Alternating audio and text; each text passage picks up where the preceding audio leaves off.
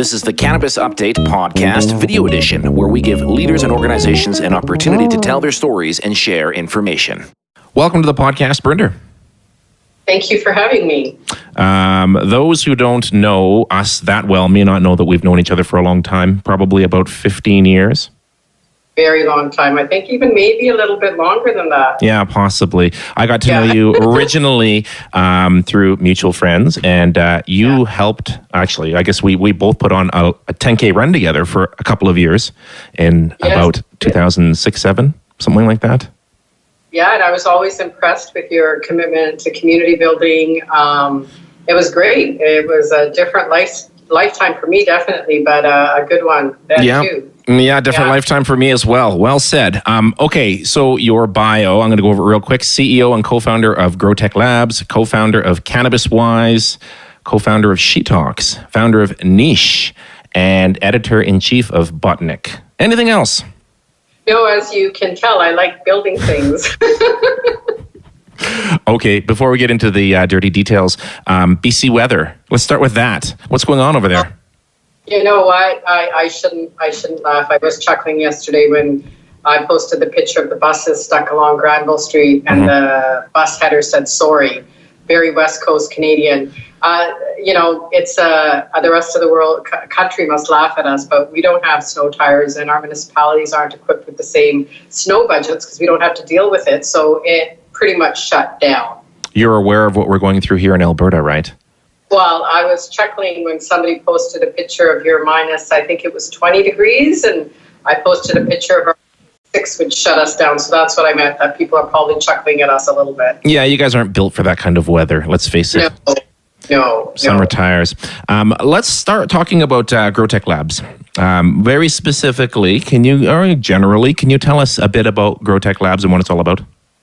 Yeah, so Growtech Labs actually set foot into the industry with the intention of accelerating tech companies to get into providing solutions for cannabis companies. Okay. But what happened really, really quickly is that we were being pitched by pre-legalization companies, so cultivators, processors, and brands. And what they were looking for is a partner to help get them regulated, develop out the basic business fundamentals, and have them support marketing, branding, and to get to market.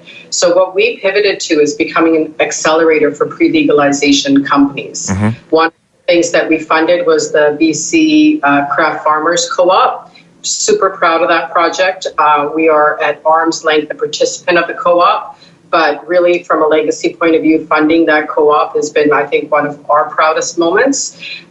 We're building out noble canna parks, which are canna parks around the province, which will allow growers to come into a collective space to grow in units that are compliant to Health Canada's regulations. So we're super excited about that. And we've also been working with brands like Cristeta Water, Vibe Kombucha, and we have a couple others that we're going to launch as time comes. So, one of the things I'm happy about is that as we were developing our relationships and our brand, we moved quite slowly. And that was quite intentional. And I think looking at what the last year was like for a lot of companies, in hindsight, that was probably one of the best decisions we made. Yeah, you're probably right. I want to talk to you a little bit about that kombucha and some of the partners that you have through Growtech Labs. But specifically, I reached out to you this time because I wanted to ask you about an article that I read in your magazine, Botnik, about it's called ETC, Emerging Technologies Center, and a partnership that you guys have with that. Can you explain sort of the origin of that? How did it all come about? Well, this is a exceptionally exciting opportunity, I think, not only for ETC3 and Growtech Labs, but also for other organizations that have already made a significant commitment to do research and work, not only in the area of psychedelic plants, but other plant-based medicines. Okay. ETC Lab is an 81,000 square foot facility at UBC on 6 acres of land. It used to be a pulp and paper research center. As we know, the pulp and paper and mining industries has significantly changed here in British Columbia. So they approached us about partnering on a research center.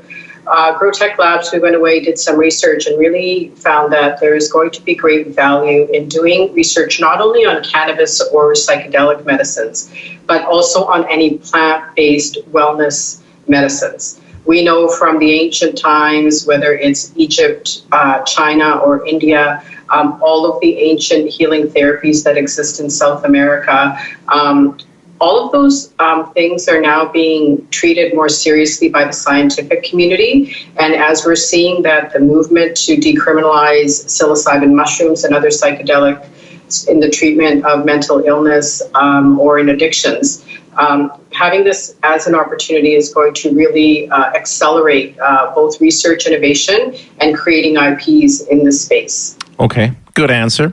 And I'm going to jump around a little bit here because I want to ask you about the psychedelic plant medicine that you mentioned. I noticed that you guys have always also launched a website called True Haven, TRUHAVN, and it has something to do with psychedelics and plant medicine. So is there a correlation there between the two projects?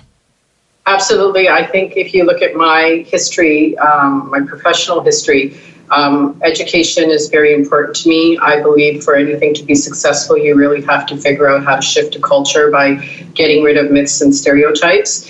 And one of the things that we've learned as we were working in the cannabis space is the great value that the psychedelic treatments are providing.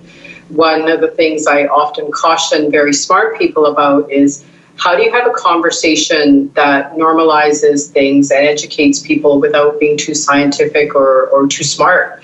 And it's very similar to what we did with Niche, was create a dialogue as I was learning. And it's the same with True Haven. It's to introduce some of the things that are going on in this industry around the world, but especially to honor organizations like Numinous and MAPS here in BC, who are at the forefront. But it's different when a 50-year-old woman, mother of three, is talking about something, because it gets the attention of a different audience than when a scientist or somebody who's already committed to the space is talking about it. Mm-hmm. And I think that's what is really important. So True Haven is being built out as an education platform to support the work that others are doing in this industry. Okay, now I read also that you have 3 special advisors that will be assisting you guys with your relationship with, it's called ETC3, is that correct? Well, this is going to be interesting. Right now it's called ETC3, but we are looking for a name. We're thinking of some creative ways in terms of finding a home and a brand for this particular project. But, Ivan Castleman, Alex the chemist, and Susan Chappelle, who are brilliant minds, are the first on our advisory board and are key people who are helping build out the vision on this. All right, those are your 3 special advisors that I read about online. Yes. So with those guys in mind, and with Gateway Labs now being involved in this project, how do you foresee you guys participating in this facility, and how will the companies that work with your company benefit from your relationship here? Like, what's the synergy? What's the framework? Well, first of all, as we know, having an actual facility is often a great challenge. We have 81,000 square feet with lab space, with a seminar room, with office space, creating a collective place for people to not only collaborate on research and science, but collaborate in terms of accessing revenue. We will provide the business services for the companies that are a part of this research center. As I've learned at Growtech Labs, that the growers are very focused on their craft and the science of growing. They haven't either had the experience, nor do they choose to build the knowledge around getting their products to market. It's the same with a lot of scientists.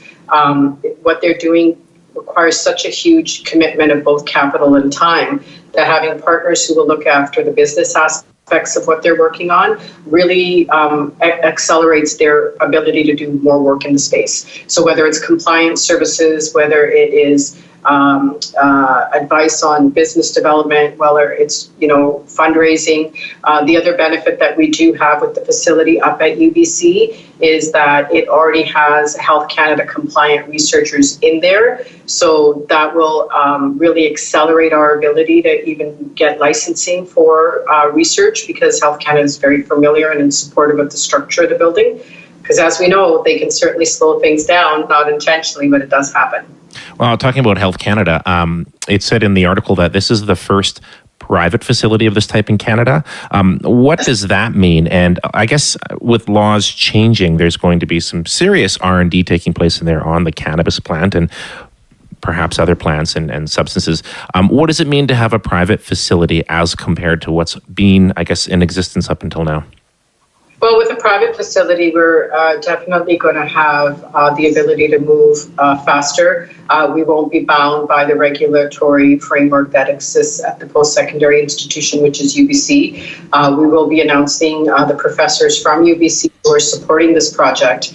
But I think sometimes, as we know, whether it's an academic bureaucracy or government bureaucracy, by the time you even get through the paperwork, you've lost a significant amount of time. And sometimes the vision has to be curtailed because of what other people are doing. But having a private facility allows us to have much more flexibility and move at a much quicker pace. All right, I'm going to throw you a softball here. Moving on to craft cannabis and your relationship and involvement with the BC craft scene. Why is craft cannabis important in a world where there seems to be so many licensed producers already? It's not important, it's critical. I often get quite frustrated when I read headlines either from the licensed producer industry representatives or from government representatives who are actually seeing the pre-legalization in the craft market as a problem. It's not a problem, it's a solution. One of the things that you can't argue with is the skills and abilities of the growers, the quality of the product, the amazing network that they're already serving of consumers. And I think really for Canada to continue to be a leader in this space, that we have to expedite getting those growers into the regulated market. Otherwise, we see what the last 2 years have produced. And while I think people had good intentions, I do think this mass production of cannabis model has failed. Yeah, you probably know Travis Lane. Yes. He's an applicant for a micro producer on Vancouver Island. And he had said that there's not a lot of leeway right now with micro producers getting licensed. It's still a very big uphill battle. What are you seeing right now with that? How many applicants do you think are out there approximately, and where are they at? How close are we to this? So my understanding, and I'm going to give you rough numbers, my understanding from the Health Canada session that was held during LIFT is that 20 micro producers have been licensed. They have about 200 in the queue, which is not a lot considering the thousands that we have across the country. I think there's two things that have caused those outcomes. One is, I think there are a lot of craft growers who are unsure about the regulated market and are going to hold on to staying pre-legalization in the pre-legalization space as long as possible because they don't have the resources to be able to meet the Health Canada compliance standards at this point. The other thing I think too is that the application process itself is creating a lot of barriers. It's not an easy process.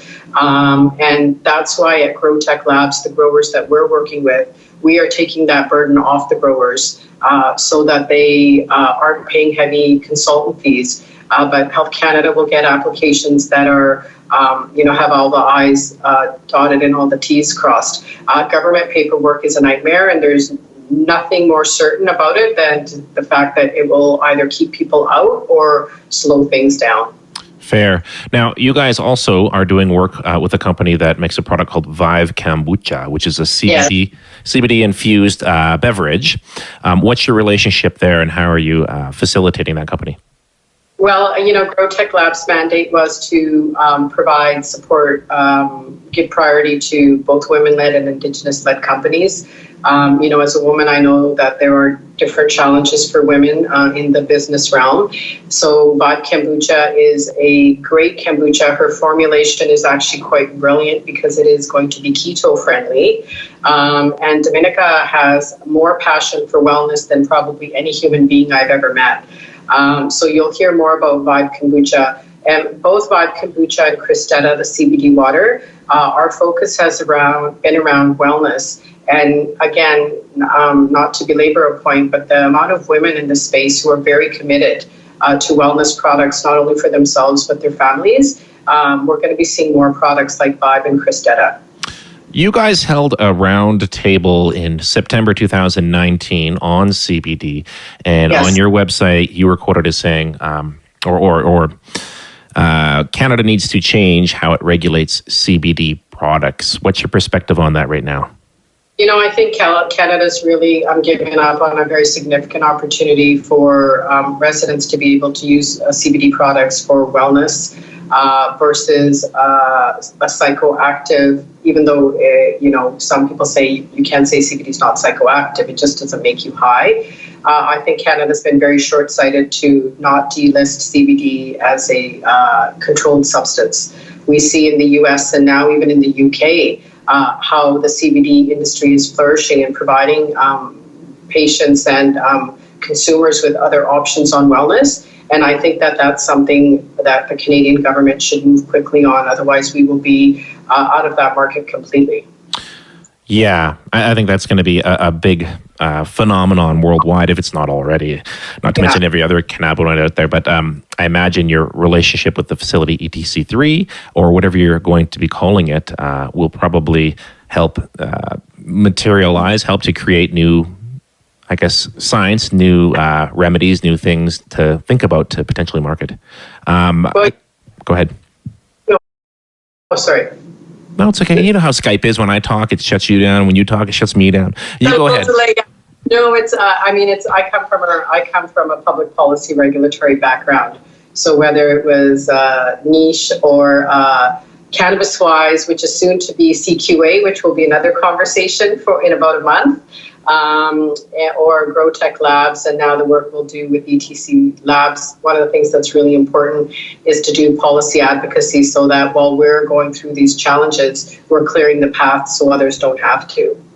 All right. Talk to me a little bit about niche for a moment. You're all over. You've got everything going on. I don't even know if you sleep at night. You've recently lost your CEO. Yeah, well, Niche is a nonprofit that is still has a great board.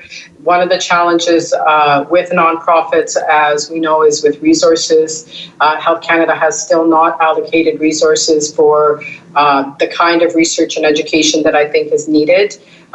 We are plugging away. I am the founder, but I have removed myself from being engaged either on the board or as a part of the management team, because Niche is really arm's length from people who are involved in the business of cannabis. And as soon as I moved over to do Growtech Labs, I did step away. And Dr. Jenna V, what an amazing example of a woman and a leader who is not only educated, but the heart with which she leads in the business sense that she has. I'm really proud that she has now stepped up to support Canopy on a global mission to support patients. And Niche will continue along, and we're committed in our organization, CQA, which is taken Cannabis-wise under their wing, is going to be providing funding to Niche. And I think in the next 6 months, we'll be seeing, again, that vigor with which Niche has been in the space, but it's going to have a little bit of a pause. And losing Jenna was definitely a big loss, but not in the sense that it was a loss to industry. The work Jenna is going to do is going to not only complement Niche, but all of the industry. Yeah, she is very, very well respected. I think everyone who's read her tweets or any of her articles or heard her on podcast knows she's amazing. So, but that's great for her.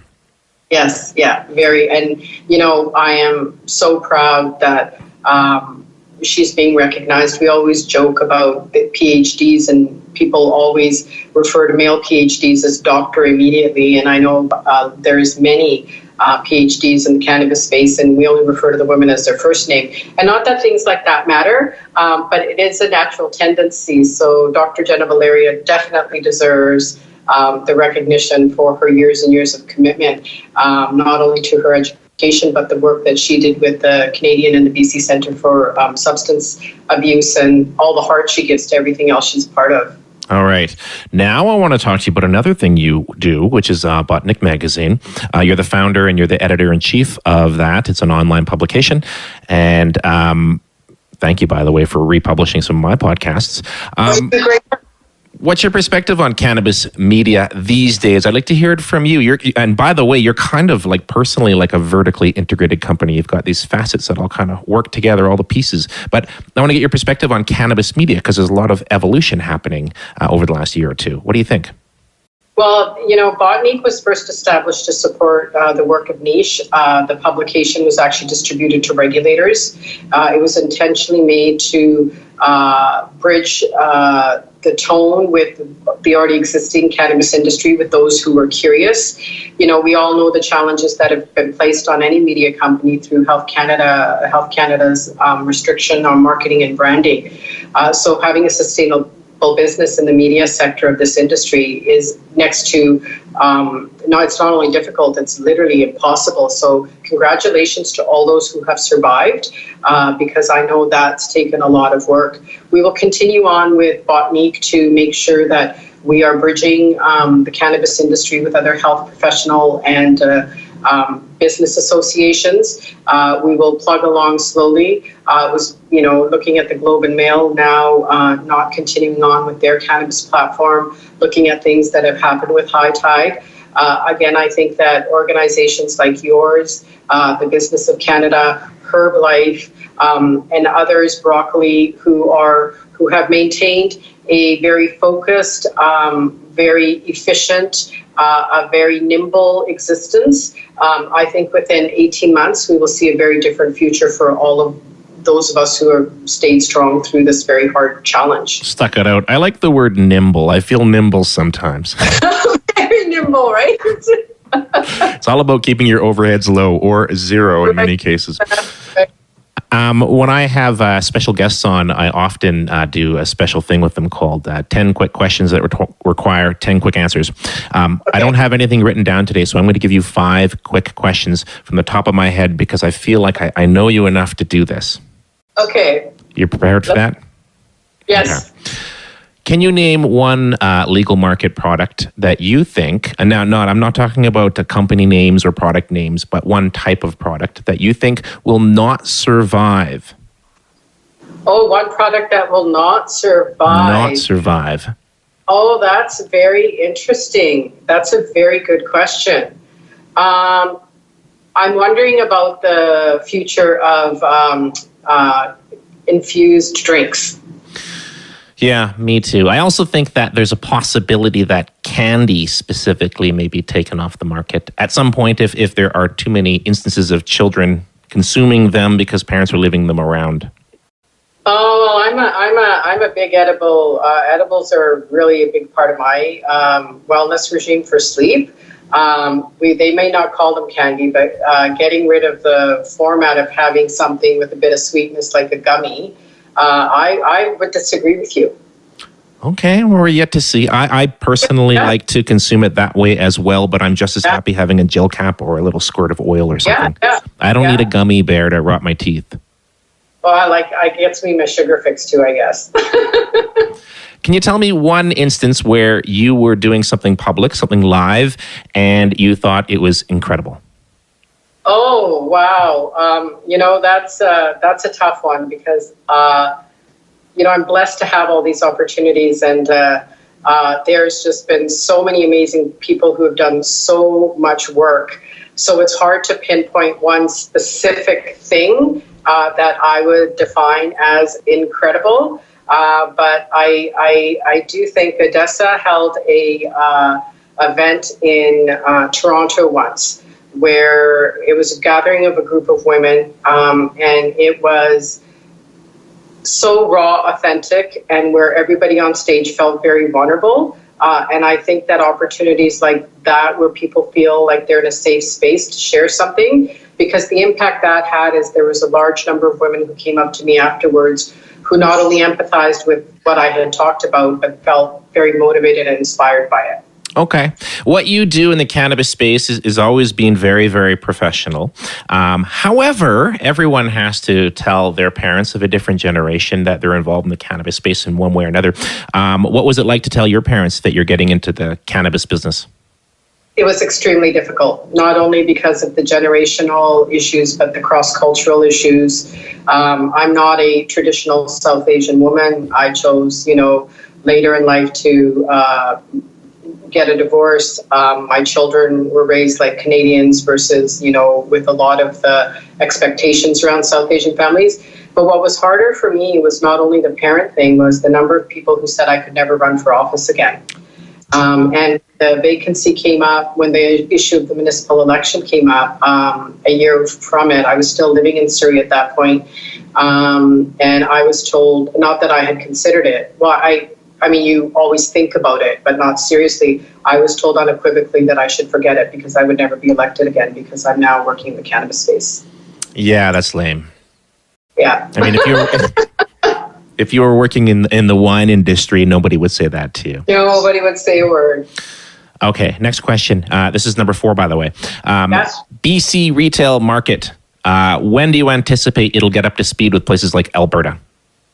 I think that, and I'm hopeful that BC will not only get up to speed with Alberta within about 12 months, but I also hope that is because the engagement that both the Premier and Minister Farnworth have had allow us to have a model in BC that's very similar to craft beer, where we have our own distribution, own retail for craft growers and consumption lounges in the areas that it makes sense. So I'm actually hoping that in 2 years, BC will exceed the rest of Canada if government would take the leap and support craft cannabis like they should. All right. It's kind of crazy for somebody who grew up in BC and was always around BC and was aware of the cannabis scene. The simple fact that BC's lagging way behind so many other provinces blows my mind to this day. Mine too. Yeah.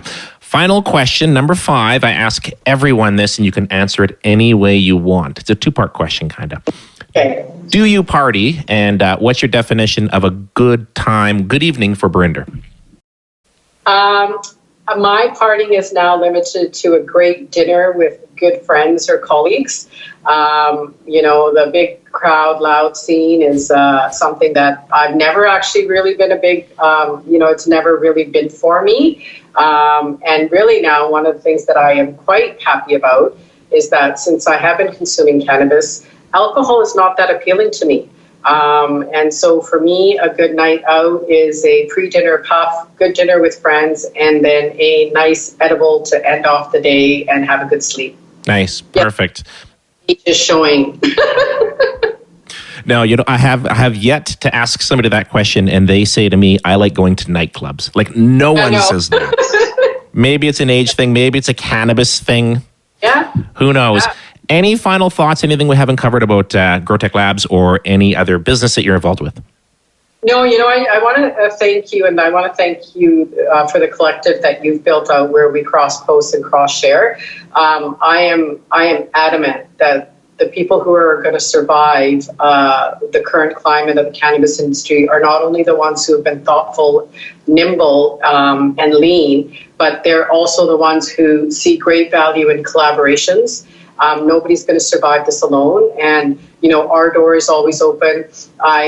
This industry is such a massive industry. I don't think that people should be viewing things as competition, and I think the more that we can do together, we'll really do well, not only for us, but for the entire industry here in Canada. And when we're ready to start import-export, I hope we're at the forefront with excellent BC craft product.